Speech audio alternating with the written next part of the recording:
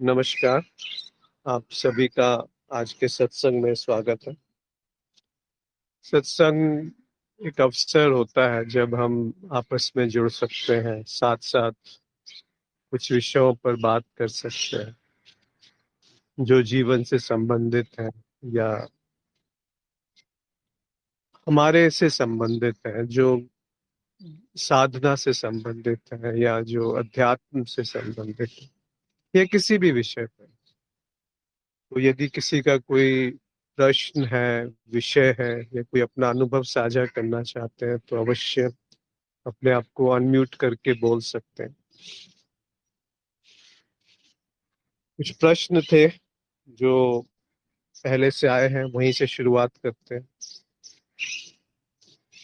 माधुरी जी का एक प्रश्न था, ज्ञान और अनुभव। हमें अनुभव से ज्ञान होता है और ज्ञात का अनुभव होता है। दोनों एक साथ कैसे सत्य हो सकते हैं? देखिए, सत्य क्या है ये तो जाना नहीं जा सकता, इसकी कोई परिभाषा नहीं हो सकती, यहाँ तक कि इसका कोई मापदंड भी नहीं हो सकता।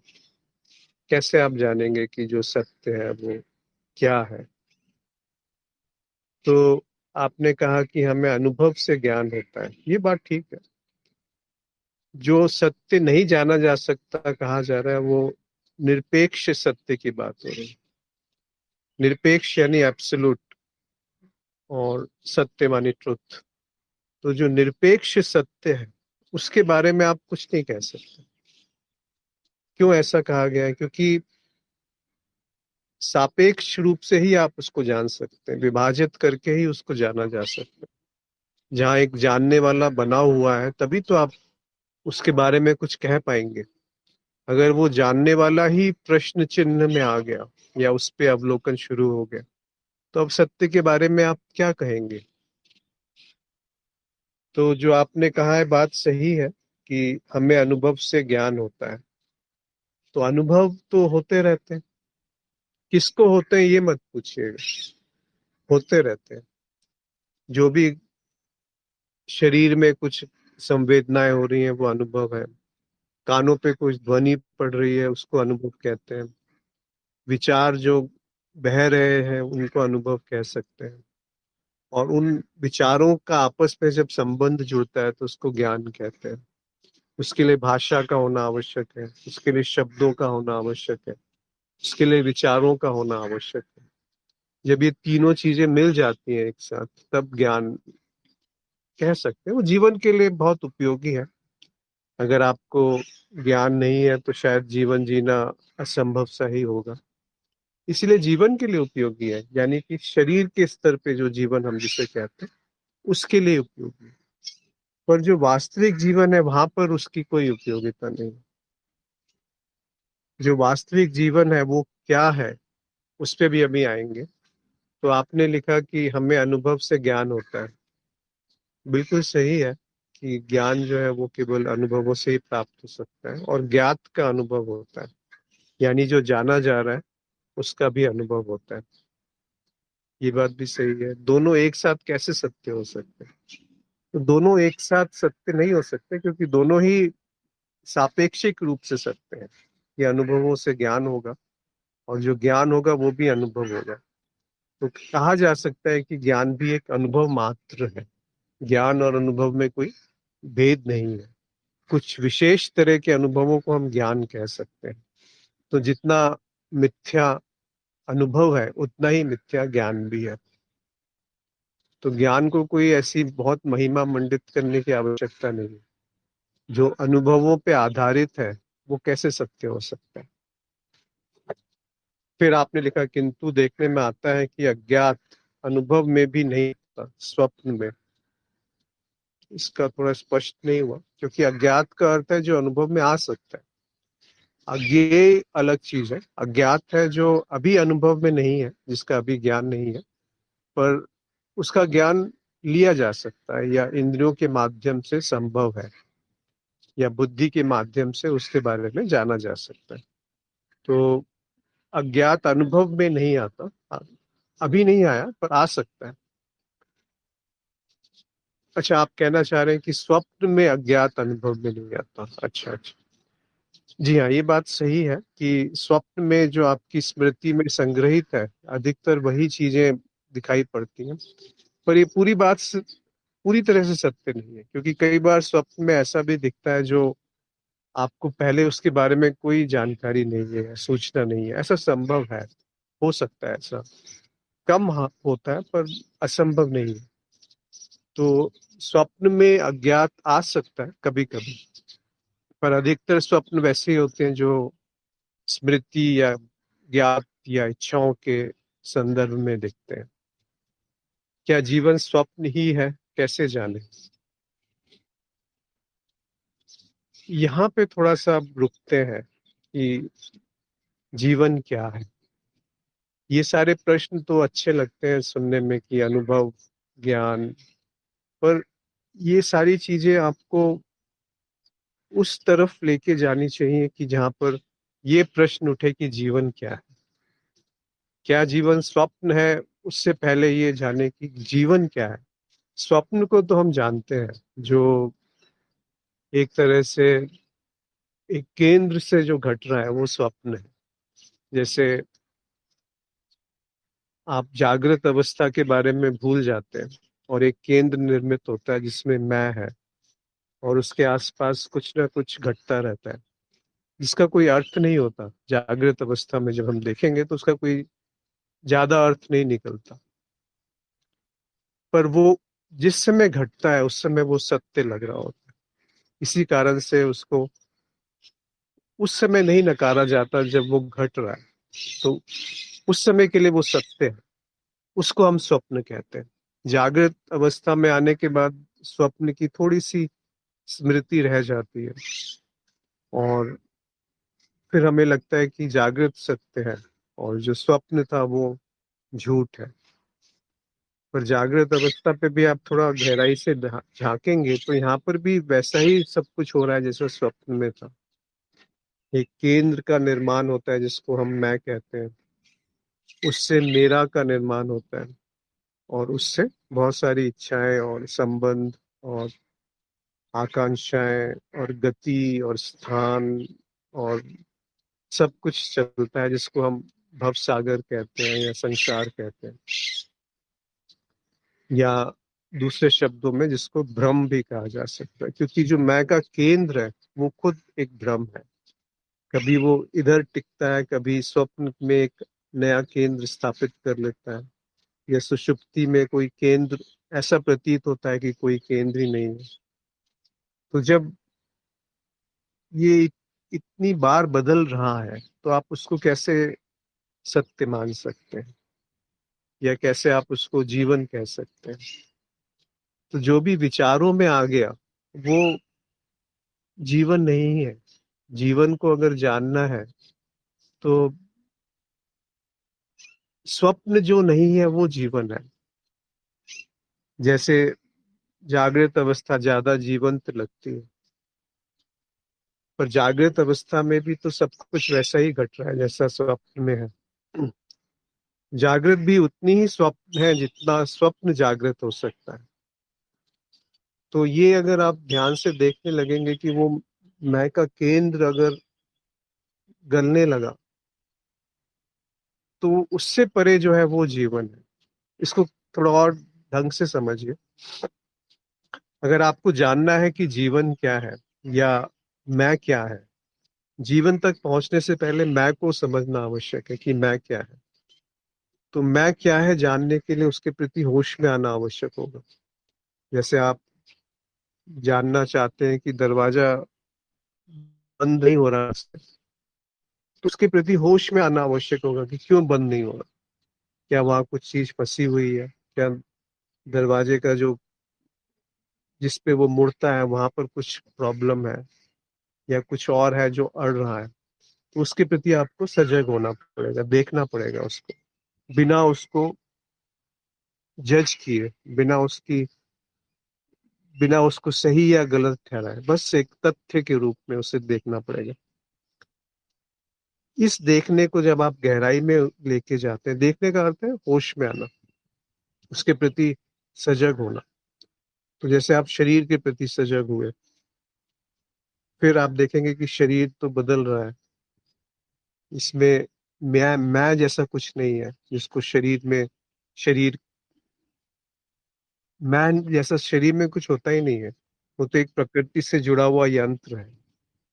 फिर विचारों पे आप आ जाते हैं, भावनाओं पे, इच्छाओं पर, स्मृति में, कर्म, आकांक्षाएं, और ये संवेदनाएं, ये सारी जब सूक्ष्म रूप से आप इनको जानते हैं तो कैसे जानेंगे? इनके प्रति होश में आना आवश्यक है। जैसे ही आप इनके प्रति होश में आएंगे तो आप देखेंगे कि मैं एक केंद्र अलग है और ये अलग है मुझसे। मेरे विचार या विचार आते हैं और चले जाते हैं। मेरी बुद्धि, बुद्धि कभी काम करती है, कभी काम नहीं करती। इच्छाएं कभी बहुत तीव्र होती हैं, कभी नहीं होती। संवेदनाएं कभी आती हैं, कभी उतनी ज्यादा तीव्र नहीं होती। दर्द कभी होता है, कभी नहीं होता। दुख कभी आता है, कभी नहीं आता। सुख कभी है, कभी नहीं है। तो आप पाएंगे कि सब कुछ एक वस्तु है जो मैं के केंद्र के आधार पर अनुभव में आ रहे हैं। अगर ये मैं का केंद्र और ये जो वस्तुएं हैं, इनके बीच में एक अंतराल है, एक जगह है, एक समय है, एक दूरी है। अब यहाँ पर हम अगर कोई कल्पना नहीं लाए कि वो मैं का केंद्र क्या है, या वो परिवर्तनीय नहीं है, अपरिवर्तनीय है, उस मैं के केंद्र को भी अवलोकन में आने दें, होश में आने दें, तब क्या होगा? तब आप देखेंगे कि जो मैं का केंद्र है और जो वस्तु है, उनके बीच में कोई अंतराल नहीं है, उनके बीच में कोई दूरी नहीं है। तो इससे बहुत बड़ा एक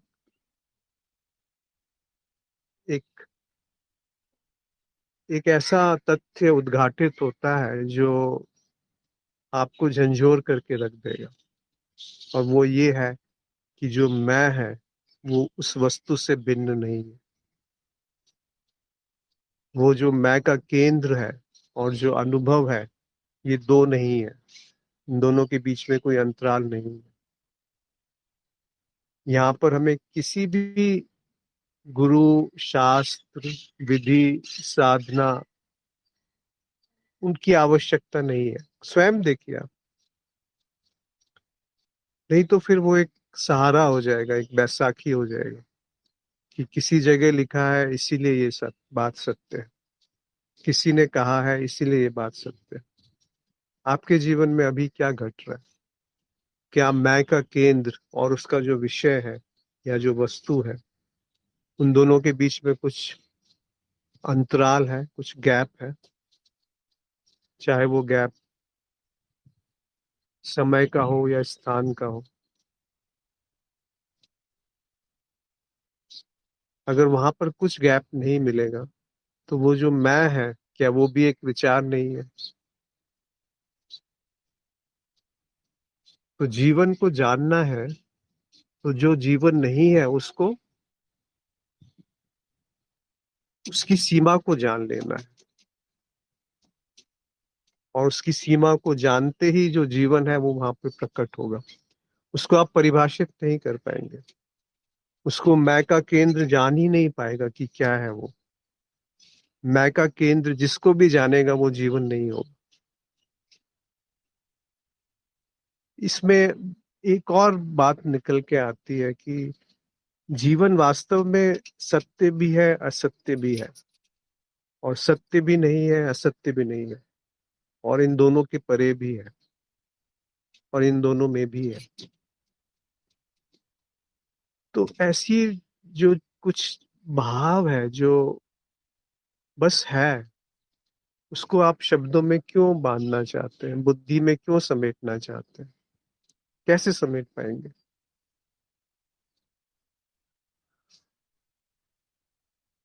कैसे जाने, आपने लिखा है, कैसे जान सकते हैं? अगर जान लिया तो वो जीवन नहीं रहा, वो वस्तु हो गई। और उसको, वस्तु को जानने वाला जो है वो जीवंत हो गया। तो उसको बुद्धि से नहीं जान पाते। उसको विचारों में नहीं कैद कर सकते, उसको सीमाओं में नहीं बांध सकते। एक आकाश जैसी, जो एक स्थूल रूप से हम आकाश जिसको कहते हैं, उसको भी आप नहीं बांध सकते। उसको कैसे बांधेंगे? हम कहते हैं कि ये जो घर है ये 1,500 स्क्वायर फीट इसमें जगह है, पर क्या ये बात सत्य है? उस जगह में वो ईंट पत्थर जिसको हम घर कहते हैं वो है, ना कि घर के अंदर जगह है। घर के अंदर भी जगह है, घर के बाहर भी जगह है। तो वो 1,500 स्क्वायर फीट का जो घर हम बोलते हैं, वो घर वास्तव में क्या वो जगह उसके अंदर है, या उस जगह के अंदर वो घर है? यानी ईंट पत्थर भी तो जगह में ही है। आकाश जो है वो, घड़े के अंदर जो आकाश है और घड़े के बाहर जो आकाश है, वो दो नहीं है, एक ही है। तो कैसे, प्रश्न ही गलत हो जाता है यहाँ पर कि कैसे जाने। प्रश्न ये होना चाहिए कि क्या है जो जान रहा है। प्रश्न ये होना चाहिए कि क्या है जो जीवन है। और उत्तर की वहां अपेक्षा नहीं होती, क्योंकि जो भी उत्तर आएगा वो निर्जीव होगा। वो उसी संस्था से बना होगा जो, जिस संस्था से प्रश्न उठाया गया। वो उतना ही सीमित होगा जितना सीमित प्रश्न था।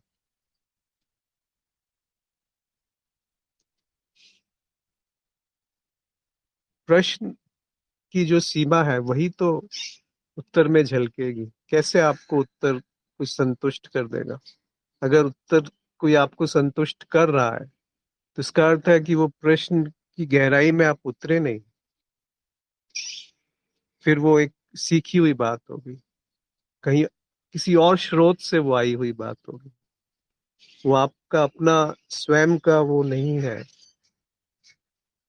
क्योंकि वो बुद्धि से ही प्रश्न उठा और बुद्धि में ही उत्तर आ गया। यहाँ पूरी तरह से अनिश्चितता है, मतलब सब कुछ वहां पे अनिश्चित है। जब प्रश्न पूछने वाला ही सवाल के कटघरे में आ जाता है कि वो क्या है जो प्रश्न पूछ रहा है, वो क्या है जो प्रश्न का उत्तर जानना चाहता है, वो क्या है जिससे प्रश्न का उत्तर उसको मिलेगा तो वो संतुष्ट हो जाएगा। क्या संतुष्ट हो जाएगा? यहाँ पर कोई उत्तर मत ढूंढ के लाइए कि वो साक्षी है या अनुभव करता है या दृष्टा है या आत्मा है या ब्रह्म है या ज्ञेय है या शून्य है या परिवर्तनीय है। ये सब शब्द हैं जो बुद्धि से निकले। जब इनको कहा गया तो इनका सौंदर्य बिल्कुल अलग था। उसके बारे में आप और हम नहीं कह सकते कुछ। जब आदि शंकरा ने गाया होगा शिवोहम शिवोहम चिदानंद रूपम शिवोहम शिवोहम, वो शब्द अलग थे। वो शब्द वो नहीं थे जो हम दोहरा रहे हैं। कैसे, कैसे हम उस चेतना को जान सकते हैं जिस चेतना में आदि शंकरा ने ये शब्द गाए होंगे? वो उसका अर्थ ये नहीं कि वो अभी उपलब्ध नहीं है। वो शंकर अभी भी उपलब्ध है, उतनी उतनी ही प्रचंड मात्रा में उपलब्ध है। उसमें कोई भेद नहीं है कि इसको उपलब्ध है उसको उपलब्ध नहीं है। बस उस मैं के केंद्र को खोजने की बात है।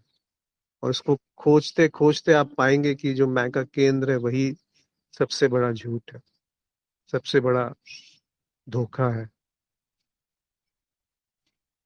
और उस केंद्र के गिरते ही वो जो वस्तुएं हैं जिसको हम सुख दुख अच्छा बुरा कहते हैं, वो सब गिर जाएगा। क्योंकि मैं का केंद्र और वो भिन्न नहीं है। दृष्टा ही दृश्य है। ये बात दिखती है क्या आप सबको कि दृष्टा ही दृश्य कैसे है?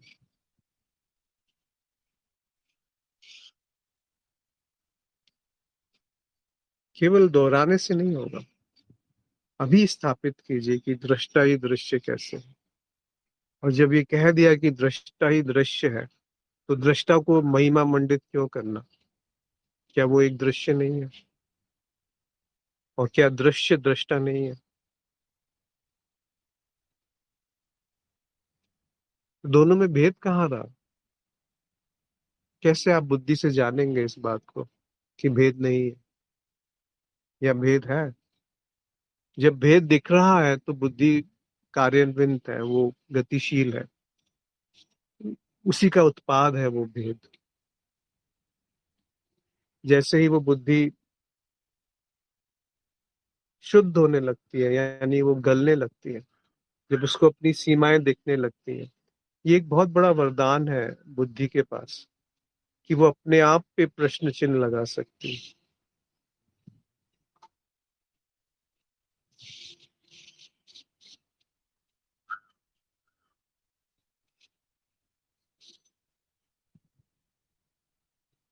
माधुरी जी ने लिखा है कि स्वप्न में जो अनुभव होते हैं वो स्मृति से आते हैं। जी हाँ। गौरव ने लिखा है, क्या हम इस प्रकार कह सकते हैं कि स्वप्न स्मृति के वो अनुभव हैं जो निद्रा के अनुभव के समय हुए हैं, तथा जीवन स्मृति के जो अनुभव हैं वो जागृति के अनुभव के समय हुए? ऐसा कोई भेद नहीं है गौरव, कि स्मृति अलग अलग है। स्मृति स्मृति है। ये बात भी कुछ समझ में नहीं आ रही कि निद्रा के अनुभव के समय जो है वो स्वप्न की स्मृति। ये सब बहुत अच्छी बातें हैं, पर ये सब बुद्धि को एक कसरत की तरह है, और वो बहुत तीक्ष्ण हो जाएगी बुद्धि इससे, बहुत पैनी हो जाएगी, पर शुद्ध नहीं होगी। इसमें प्रेम नहीं बहेगा, उसमें आनंद नहीं बहेगा। ये जो शब्द है ना, आनंद, प्रेम, शांति, चैतन्य, ये सब आप जान नहीं सकते। जीवन, ये पर्यायवाची शब्द है।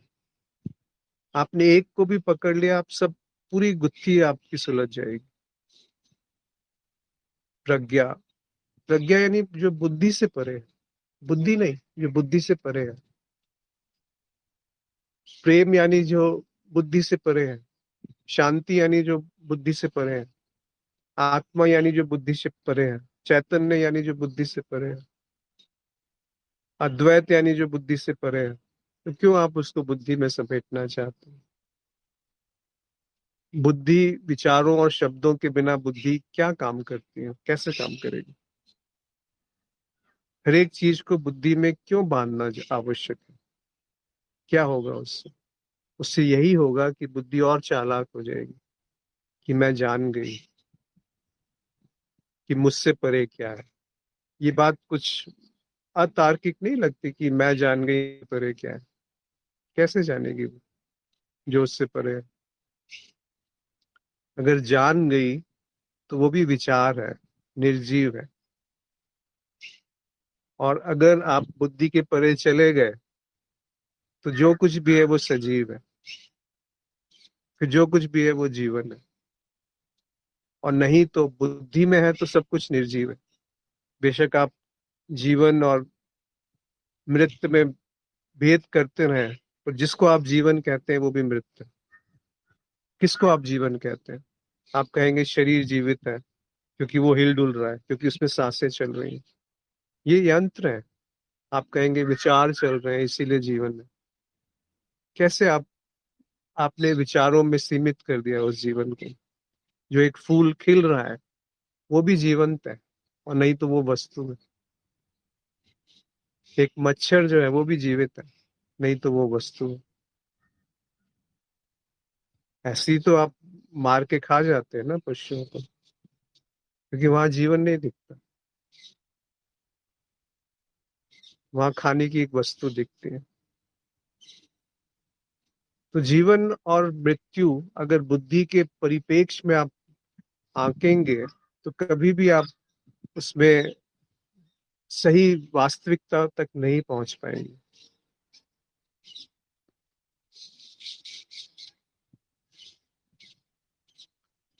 माधुरी जी ने लिखा है कि अर्थात मैं के बिना सभी संवेदनाओं के प्रति जागना यही जीवन। देखिए, कोई भी परिभाषा आप लाएंगे ना, वो अधूरी मिलेगी।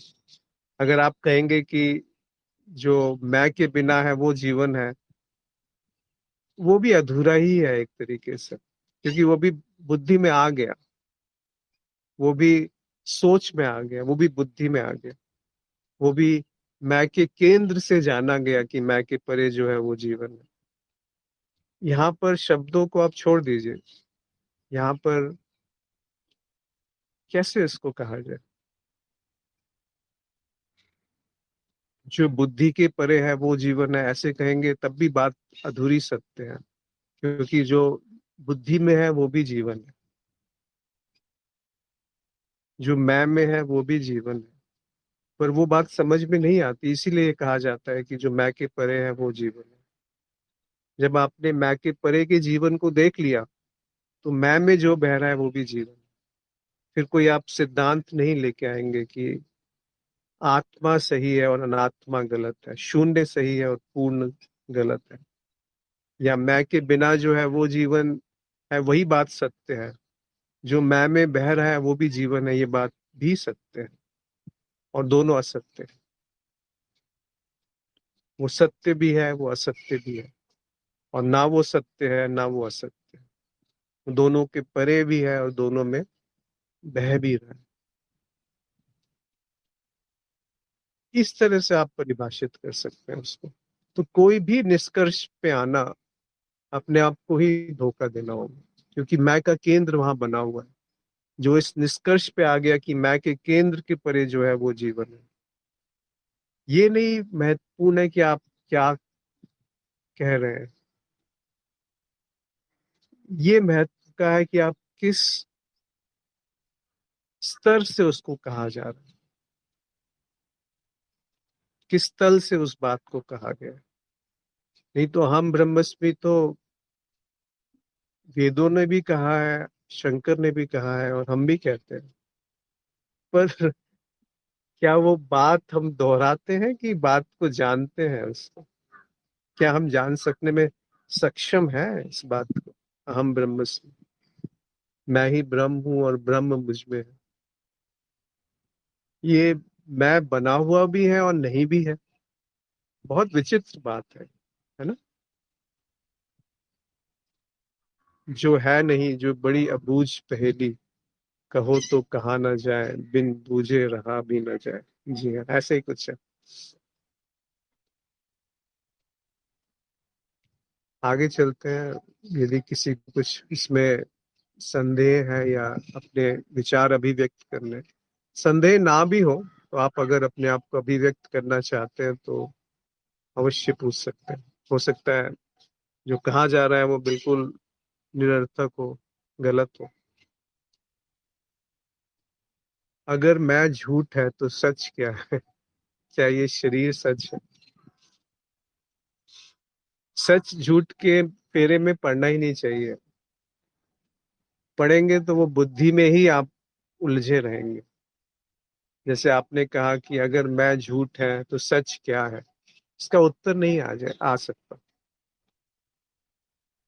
उत्तर आएगा तो वो झूठ ही होगा, वो भी अधूरा होगा, वो भी आपको एक बौद्धिक रूप से शांति देगा, पर वो जीवंतता में नहीं उतार पाएगा, क्योंकि जब तक आप बने हैं तब तक कोई उत्तर नहीं आएगा, और जब आप नहीं रहे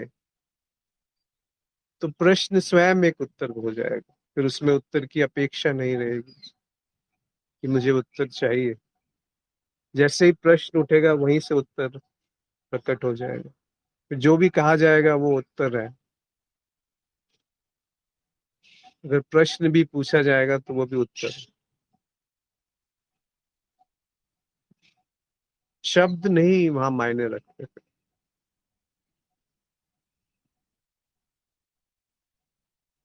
कैसे आप शब्दों में बांधेंगे उसको कि मैं के परे क्या है, या मैं झूठ है? इसको दूसरी तरह से देखिए, मैं झूठ है बस इतना जानना बहुत है।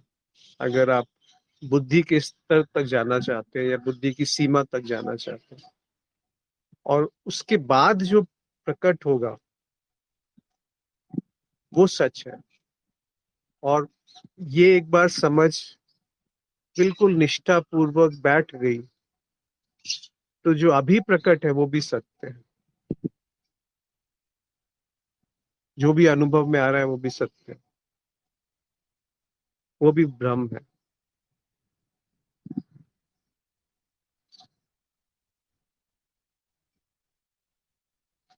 दीप्त ज्योति जी ने लिखा है, मैं सहित सारा चर अचर।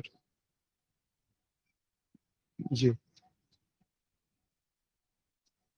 तो मैं, अगर मैं झूठ है तो सच क्या है, इस पे टिके रहिए कि वो क्या है जो सच है। अगर मैं झूठ है तो उत्तर आने की संभावना लगभग शून्य है, पर वो प्रश्न ही आपको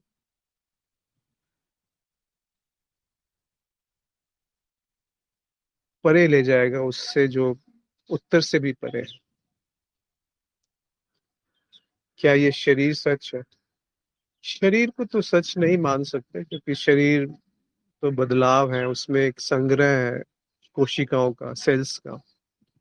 और हर कुछ सालों में वो सेल्स मर जाते हैं, नए सेल वहां आ जाते हैं। तो उसको सच नहीं कह सकते एक स्तर पे। पर जब आपने जान लिया कि मैं के परे जो है वो सत्य है, तो शरीर भी सत्य हो जाता है। फिर एक शरीर सत्य नहीं होता, फिर सारे शरीर सत्य हो जाते हैं।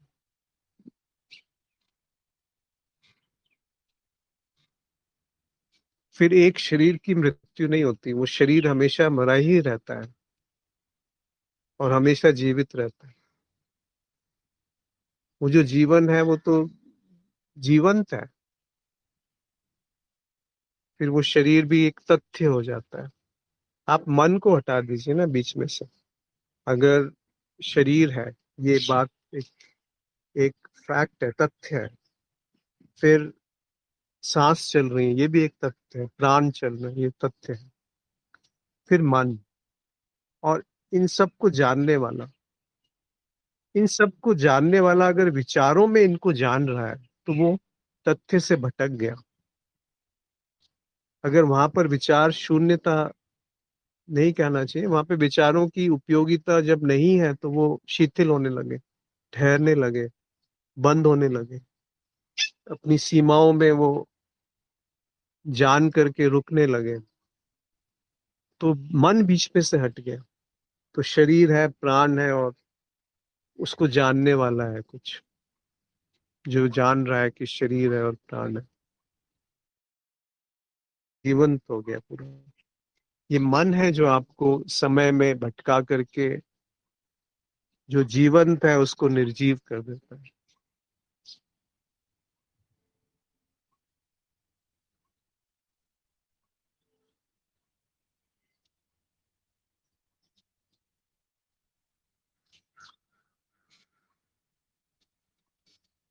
मधु जी ने एक प्रश्न पूछा है, उस पर बाद में आते हैं, पहले दो प्रश्न और हैं उसको ले लेते हैं। मैं हूं या मैं चेतना में हूं? मैं हूं, ये वक्तव्य है, या मैं चेतना में हूं, ये कौन कहता है? यही तो सबसे बड़ा प्रश्न है कि कौन है जिसको ये प्रश्न उठ भी सकता है।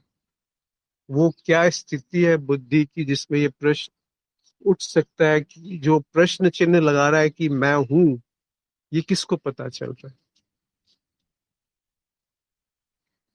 इसी प्रश्न के साथ रहना एक कला है, एक कीमिया है, क्योंकि आप जानते हैं कि इस प्रश्न का कोई उत्तर नहीं आएगा। अगर आप इस प्रश्न का उत्तर किसी शब्द में ढूंढ रहे हैं, किसी शास्त्र में ढूंढ रहे हैं, या किसी गुरु से समझ रहे हैं कि वो उत्तर दे देगा, तो बात बेमानी है। या किसी विधि से आप उसको जानना चाहते हैं, या विचार शून्य होकर आप उसको पाना चाहते हैं, कुछ नहीं हासिल होगा, कुछ नहीं हासिल होगा। मैं हूं, ये कौन कहता है? यही सबसे बड़ा प्रश्न है। क्या है जो कहता है कि मैं हूं? या मैं साक्षी हूँ, या मैं ब्रह्म हूँ। उस सोच के परे जो है, जो सोच पे नहीं आ सकता, वो नहीं जो मन से सोचा जा सकता है। जिससे मन सोचता है उसको तू सत्य जान या ब्रह्म जान। पर वो नहीं जाना जा पाएगा जब तक मैं है, कि वो क्या है जो मैं के परे है। कैसे जानेगा मैं कि मैं के परे क्या है, या मैं हूं, ये मैं कैसे जानेगा। जो भी जाना जाएगा वो एक विचार के रूप में जाना जाएगा, या अनुभव के रूप में जाना जाएगा।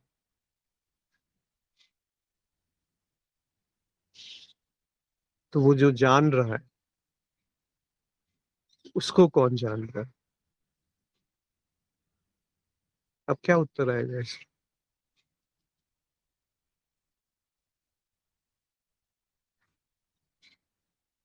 ब्रह्म को ब्रह्म होकर ही जाना जा सकता है, इसका क्या अर्थ होता है। या चैतन्य को चैतन्य होकर ही जाना जा सकता है, इसका क्या अर्थ है।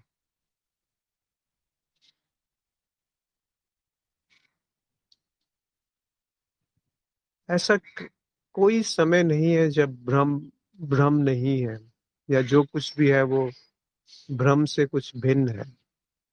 तो आप भ्रम भ्रम कैसे होगा। जो पहले से ही शून्य है वो शून्य कैसे होगा। जो पहले ही आकाश है वो आकाश कैसे होगा। जो पहले से ही चैतन्य मात्र है वो चैतन्य कैसे होगा। कैसे उसको आप कहेंगे कि चैतन्य को चैतन्य होकर जाना जा सकता है। तो फिर कुछ रहा नहीं वहां जानने वाला कि ये चैतन्य है। तो आगे थे। जी, ये कुछ कहना चाहते हैं।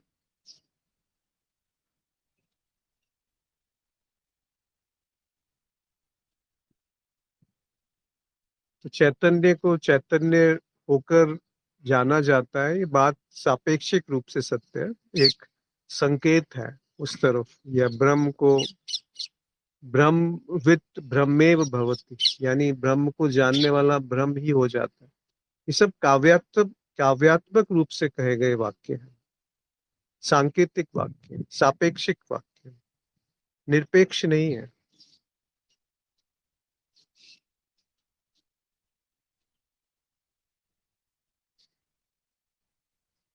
अपने स्वभाव में स्थित होना, इसका क्या मतलब होता है। अगर यहाँ क्रिया नहीं है कि मैं अपने स्वभाव में स्थित, स्वभाव का अर्थ होता है, यह स्वरूप का जो अर्थ होता है, जो तत्व है जिसको हटाया नहीं जा सकता, जो आधार है। पर यहाँ पर प्रश्न आना चाहिए कि वो आधार, उसका आधार क्या है।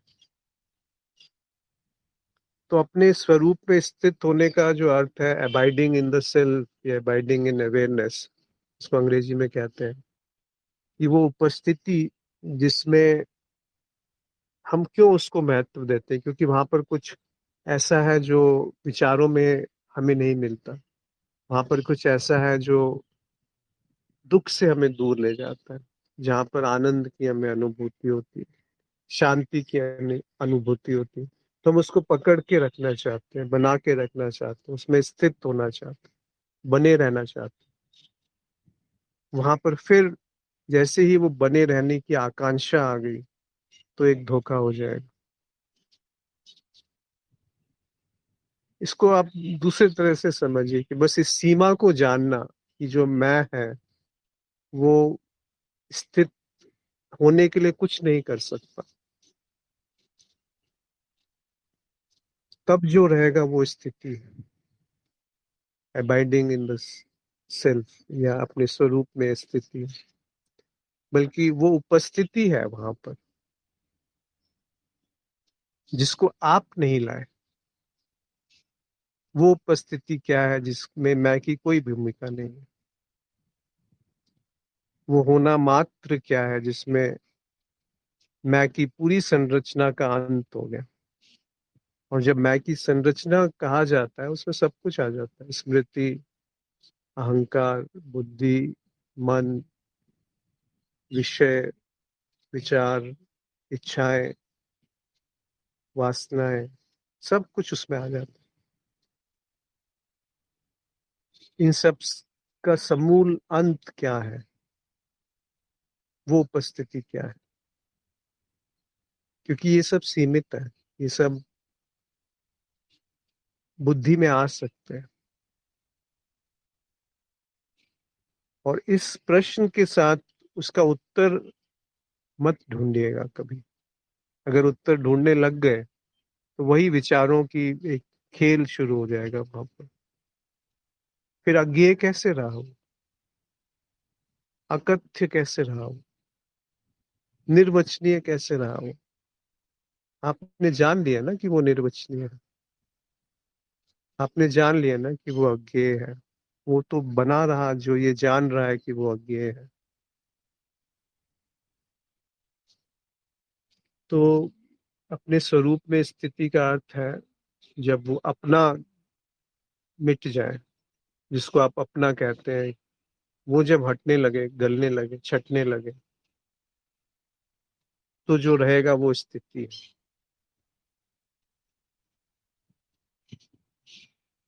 मधु जी ने एक प्रश्न पूछा था कि यदि बुद्धि भ्रमित हो और चेतना ना रहे तो कैसे निर्णय लेना चाहिए।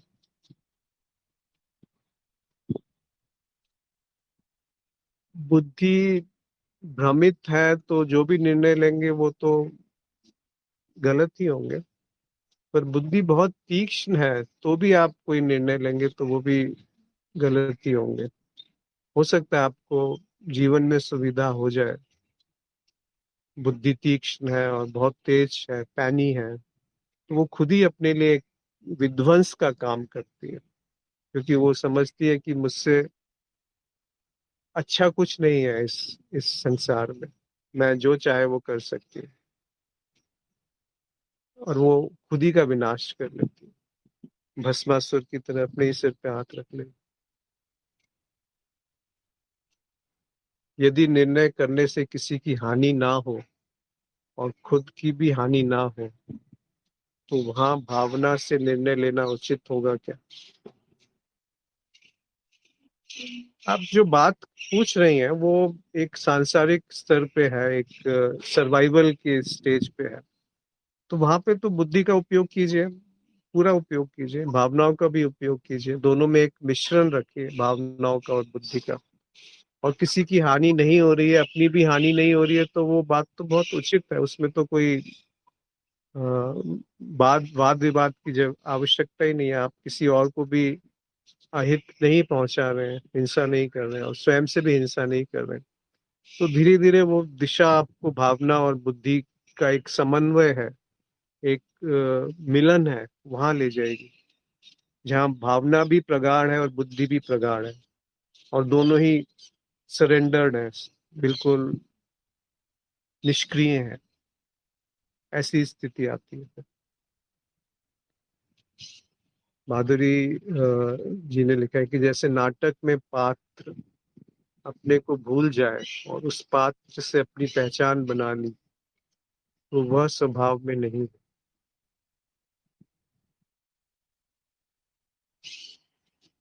यह विस्मरण है, जब याद भर आ जाए अपनी भूल का, फिर अपने स्वभाव में होगा जो गया नहीं था कहीं, ज्ञान अथवा आरोपण के कारण विस्मृत हो गया था। जी। मधु ने लिखा है कि कुछ लोगों की बातें भी भ्रमित करती हैं, इसलिए प्रश्न है। ये जो कुछ लोग हैं ना मधु जी, ये कुछ लोग वास्तव में है नहीं। जब मैं ही नहीं है तो दूसरे का मैं कहाँ से आ गया। वो भी उतना ही भ्रम है जितना मेरा मैं भ्रम है। जब दोनों ही मैं भ्रम है तो कोई अन्य रहा नहीं फिर वहां पे। तो जो भी भ्रम पैदा होता है वो दूसरे से नहीं होता, वो अपने से ही होता है, अपने मैं के कारण होता है।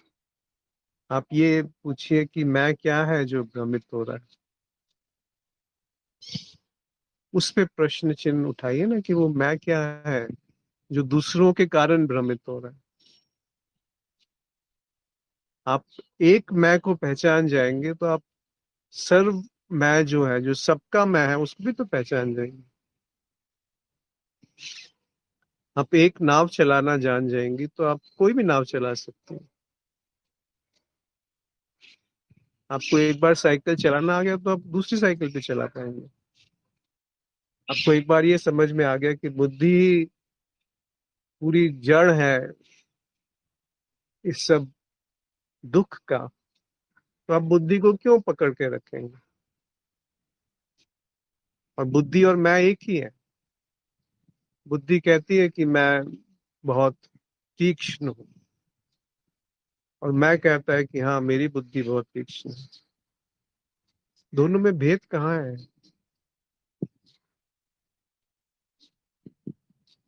बुद्धि का उपयोग है, उसका उपयोग संसार में कुछ व्यवस्था बनाए रखने के लिए है, उसका उपयोग कुछ हासिल करने के लिए है, उसका उपयोग कुछ सुविधा जुटाने के लिए है, उसका उपयोग संबंध बनाने के लिए है।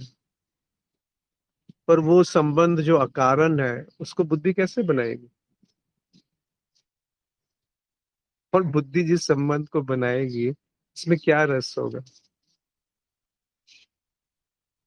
कितनी देर तक रस होगा? कब तक?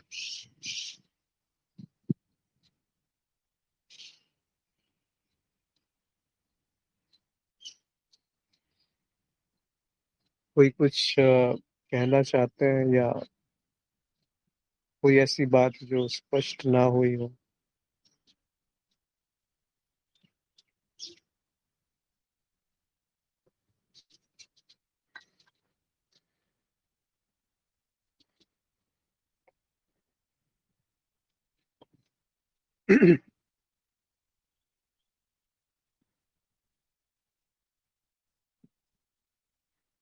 कबीर साहब का एक छोटा सा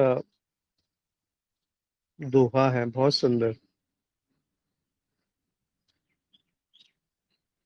इसको यहाँ पर मैं पेस्ट करता हूँ।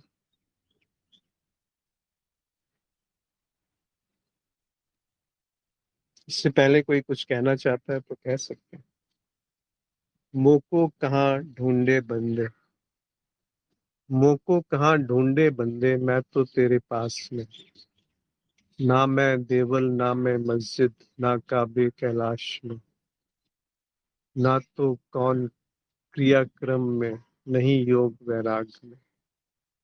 खोजी होए तो तुरंत हो मिली है, पल भर की तलाश में। कहे कबीर सुनो भाई साधो, सब सांसों की श्वास में। इतना सुंदर रूप से कबीर साहब ने उसको अभिव्यक्त किया है जिसको अभिव्यक्त किया ही नहीं जा सकता। कहते हैं, कहाँ ढूंढेगा मुझे, मैं तो वही हूँ जहाँ तू है। ना मैं मंदिर में हूँ, ना मैं मस्जिद में हूँ, ना काबा में हूँ, ना किसी कैलाश में हूँ, किसी तीर्थ में। ना मैं किसी क्रियाक्रम में हूँ, ना मैं योग में हूँ, और ना ही वैराग्य में हूँ। तो कहाँ हूँ? ये पंक्ति कितनी सुंदर है। खोजी होए तो तुरंत मिले, पल भर की तलाश में। वो खोजी, वो अवलोकन, वो अन्वेषण, वो कला, वो शुद्धता, वो प्रेम, वो तीव्र वासना, अपने आप को जानने की खोजी, क्या है वो? तो तुरंत तो वो मिले।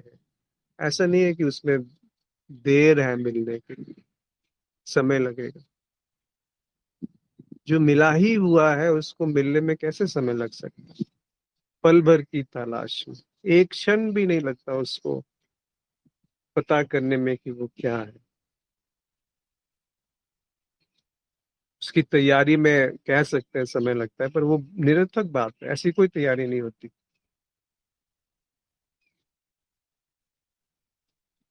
कोई तैयारी नहीं है उसकी। क्या तैयारी करोगे आप?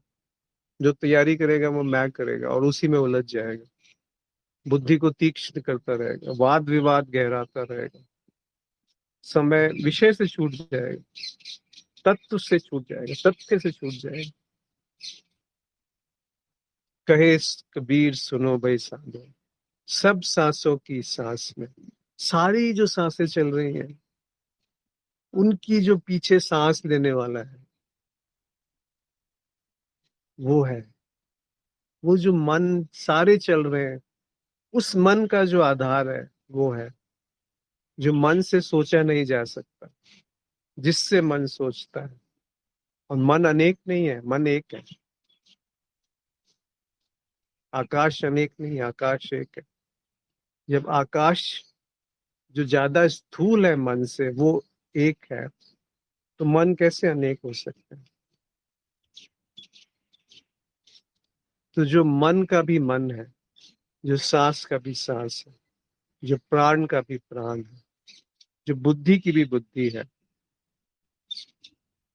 जो साक्षी का भी साक्ष्य है। क्योंकि साक्षी जो है वो साक्ष्य के बिना नहीं हो सकता, और साक्ष्य जो है वो साक्षी के बिना नहीं हो सकता।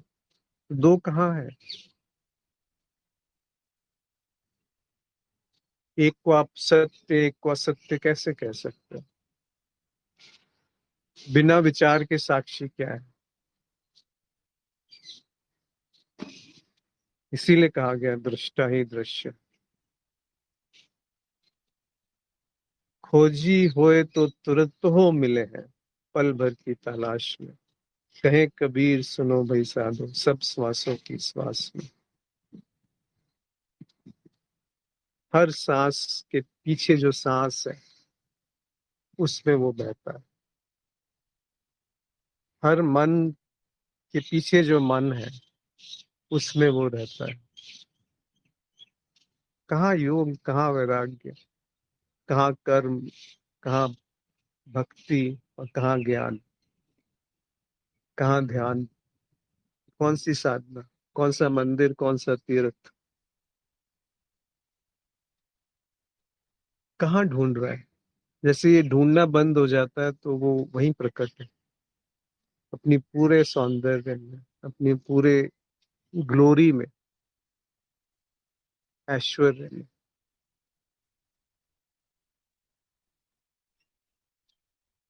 वो ढूंढना ही तो तुमको उससे दूर ले जा रहा है जो तुम हो।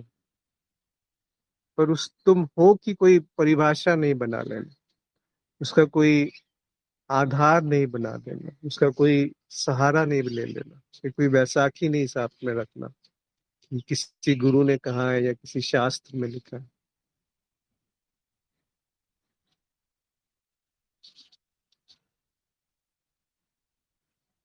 दीप्त ज्योति जी ने लिखा है, खोजने वाला ही खो जाता है। जी बिल्कुल, ऐसे ही कुछ होता है।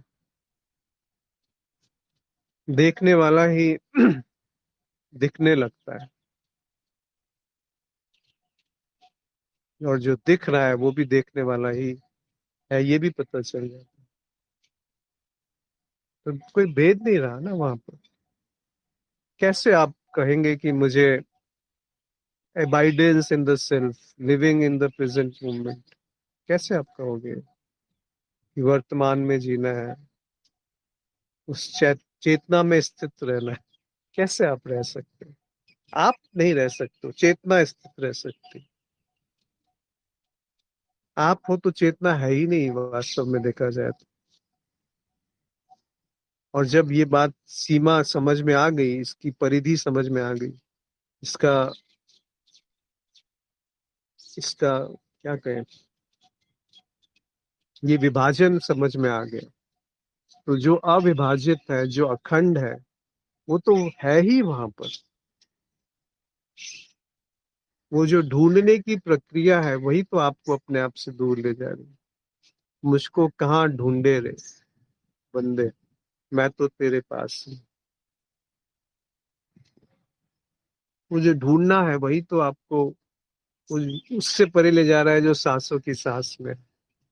अगर अभी सांस चल रही है तो जो सांसों की सांस में है वो भी तो अभी यहीं पर है। जो मन का मन है वो भी तो अभी यहीं पर है। उसको कुछ नाम ना दे, उसको कुछ पहचान ना दे। ये भी मत कहे कि वो होकर के हुआ जाना जाता है। कैसे होगे जो पहले से ही हो? कैसे जानोगे जो जान रहा है?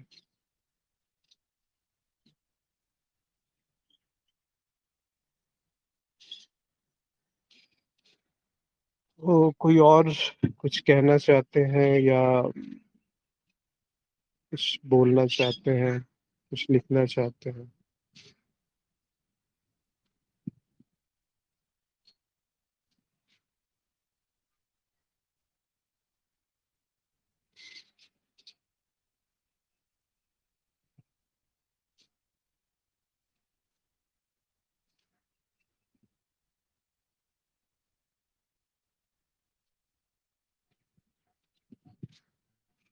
तो आज यहाँ पर हम सत्संग को समापन करते हैं।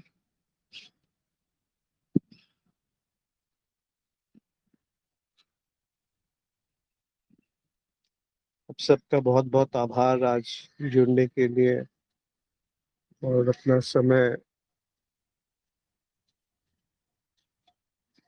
निकाल करके यहाँ पे आने के लिए, क्योंकि यहाँ कोई बात नई नहीं होती, वही पुरानी बात, पर हर बार नहीं होती।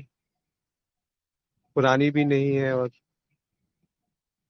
नई भी नहीं है, पुरानी ही तो है। और नई भी है क्योंकि हर बार नई लगती है। हर बार, हर दिन सुबह एक नई लगती है। कितनी बार सुबह हो चुकी है, हर बार सुबह एक नई लगती है। यही एक आनंद है सत्संग का, साथ साथ चलने का, जहाँ पर चलने वाला कोई नहीं है। कोई ऊपर नहीं है, कोई नीचे नहीं है, कोई अच्छा नहीं है, कोई बुरा नहीं है, कोई सही नहीं है, कोई गलत नहीं है। बस साथ साथ, जैसे दो मित्र कंधे पे हाथ रख के चलते हैं एक दूसरे के, ऐसा कुछ है। आप सबका बहुत बहुत आभार। नमस्कार।